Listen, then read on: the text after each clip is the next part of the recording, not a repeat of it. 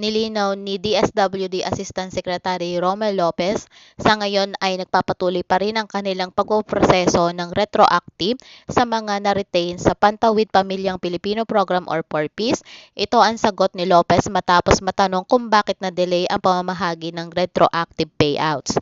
Una nang inanunsyo nito na ang payout ay tinakda noong nakaraang November 30.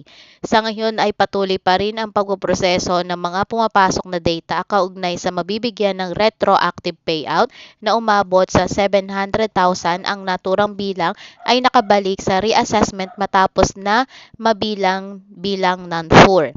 Ngunit sa kabila ng delay ng payout ay tiniyak na opisyal na matatapos ang retroactive payout sa Rice and Health Grants ay sa katapusan po ng Disyembre.